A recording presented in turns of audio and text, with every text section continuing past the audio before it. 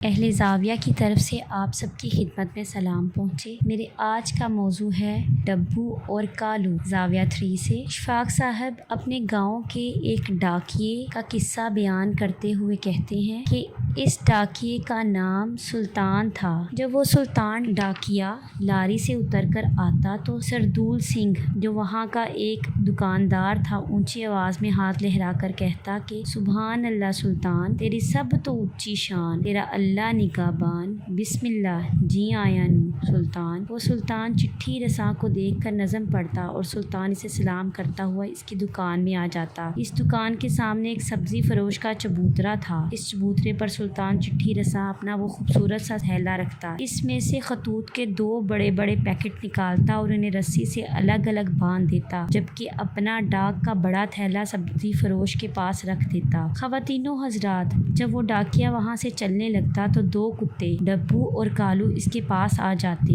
ڈبو کی کمر پر ایک چٹاخ کا نشان تھا جبکہ کالو کالے رنگ کا تھا۔ وہ دونوں آوارہ کتے تھے، لیکن انہیں جانے کیسے پتہ چل جاتا تھا کہ سلطان چٹھی رساں لاری سے اتر چکا ہے اور وہ وہاں پہنچ جاتے۔ ڈبو ڈاکیے کے دائیں جانب جبکہ کالو اس کے بائیں جانب آ کر بیٹھ جاتا۔ وہ ڈاکیا ان 2 پیکٹوں میں سے ایک ڈبو کے منہ میں دے دیتا تو دوسرا پیکٹ کالو کو دے دیتا۔ دونوں آوارہ کتوں میں معلوم نہیں اس قدر نظم، تابع فرمانی اور اطاعت و سلیقہ کہاں سے آ جاتا کہ وہ اپنے اپنے پیکٹ اٹھائے چل پڑتے، جبکہ سلطان چٹھی رساں ان دونوں کے درمیان میں چلتا۔ دائیں ہاتھ کی جتنی بھی آبادی تھی اس کی چٹھیاں پہلے تقسیم ہوتی اور ہر گھر پر کھڑے ہو کر ڈاکیا کالو کے منہ سے پیکٹ لیتا، خط چھانٹ کر دیتا اور پھر اسے باندھ کر کالو کو دے دیتا۔ جب آخر تک پہنچ جاتے پھر واپسی پر ڈبو کے پیکٹ کی باری ہوتی اور ڈبو بھی احسن انداز میں اپنی ڈیوٹی دیتا۔ دونوں نہایت با ادب انداز میں خطوط ختم ہونے پر ڈاکیے کے قریب دم سمیٹ کر بیٹھ جاتے۔ وہ ان کتوں کو کیا دیتا تھا، ان کے ساتھ شفقت برتتا تھا، میں نہیں جان سکا۔ میں تو اس وقت چھوٹا تھا لیکن بہت متجسس تھا اور کتوں کے اس سامنے تابع فرمانی دیکھ کر ہم سلطان کو اپنا ہیرو سمجھتے تھے، جس طرح آپ کے فلموں کے ہیرو ہوتے ہیں۔ سب ہی اس کی محبت میں مبتلا تھے۔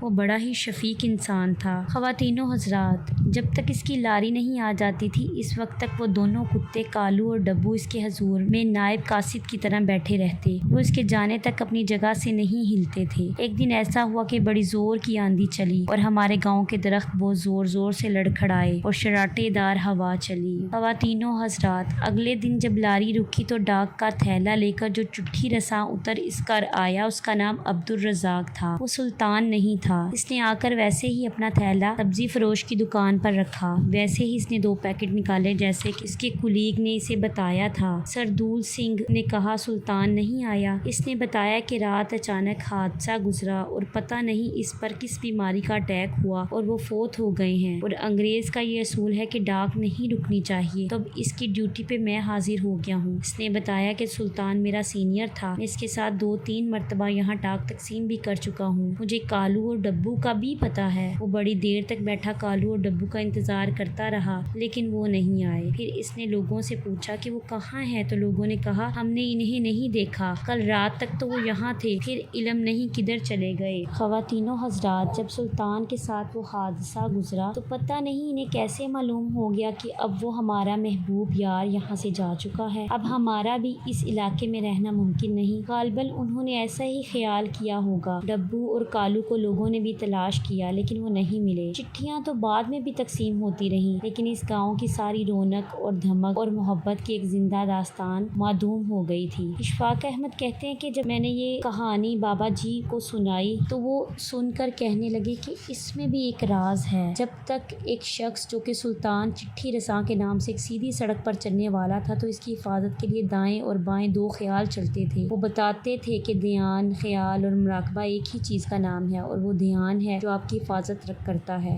دھیان کالا بھی ہو سکتا ہے، دھیان سفید بھی ہو سکتا ہے، یہ کبرا بھی ہو سکتا ہے، ڈبہ بھی، لیکن ایک آدمی تہیا کر لیتا ہے کہ وہ اونچی آواز میں پکار کر کہتا ہے کہ اہدنا الصراط المستقیم، تو پھر اس کو سیدھا راستہ دکھایا جاتا ہے۔ جو خود اپنی کوشش کرتا رہتا ہے کہ میں سیدھے راستے کو بنا لوں گا، میں اتنا وظیفہ کر کے حقیقی راستے کو ڈھونڈ لوں گا، اور وہ پکار نہیں ہوتی۔ جیسے جہانگیر بادشاہ کے ایوان عدل میں زنجیر کھینچ کر گھنٹی بجائی جاتی تھی، اسی طرح جب تک اللہ کے دربار میں زنجیر کھینچ کر گھنٹی نہیں بجائی جائے گی اور بڑے چاؤ اور مان کے ساتھ نہیں کہا جائے گا کہ دکھا مجھ کو سیدھا راستہ، میں تو اندھا اور بیکار ہوں، میں تو ان پڑھ ہوں، میرے پاس تو کچھ نہیں ہے، اب یہ تیری ذمہ داری ہے کہ مجھے سیدھا راستہ دکھا۔ اے اللہ میری کمزوریاں تو تجھ پر عیاں ہیں۔ بابا جی کہتے ہیں کہ اپنے آپ کو ٹھیک کرنے کی کوشش مت کریں، اپنے آپ کو اس رب کے حوالے کر دیں۔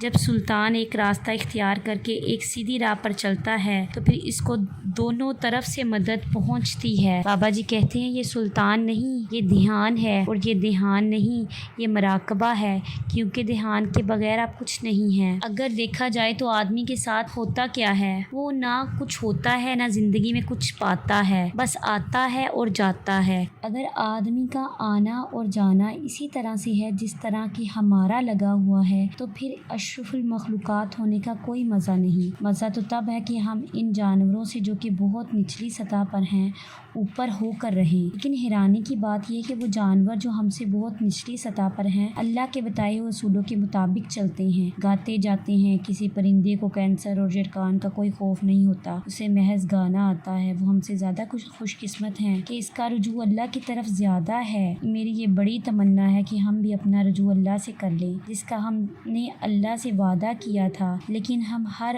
معاملے میں ناشکرے ہیں۔ ہم کہتے ہیں کہ ہماری کوئی اپنی مرضی سے تو پیدا نہیں ہوئے، میں جب پیدا ہوا تو میں نے خدا سے کہا نہیں کہ میں نہیں جانا، وہاں بڑی گرمی ہے، بڑی دھول ہے۔ ہمارے یہ رویے عجیب طرح کے ہیں، رجوع اللہ کی طرف نہیں ہے، اپنے معاملات اور خواہش کی طرف زیادہ ہے۔ حالانکہ اللہ نے ہمیں جو پرچہ زندگی حل کرنے کے لیے دیا ہے اس کو حل کرنے کی ترکیب نبی اکرم صلی اللہ علیہ وآلہ وسلم کے ذریعے ہمیں دے دی گئی ہے، لیکن اس مقام سے میری کوتاہی شروع ہو جاتی ہے کہ ہم اس ترکیب پر عمل نہیں کرتے۔ میں اپنے آپ سے بھی رائے لوں گا کہ میں اس کوتاہی سے باہر نکلنے کے لیے کیا کروں۔ میں ڈاکٹر کی دی ہوئی دوائی لیتے وقت پرچہ ترکیب ضرور دیکھتا ہوں، پرچہ زندگی حل کرتے وقت خدا کے دیے گئے احکامات پر دی گئی ترکیب کو نظر انداز کر دیتا ہوں۔ اللہ تعالیٰ آپ کو آسانیاں عطا فرمائے اور آسانیاں تقسیم کرنے کا شرف عطا فرمائے۔ اللہ حافظ۔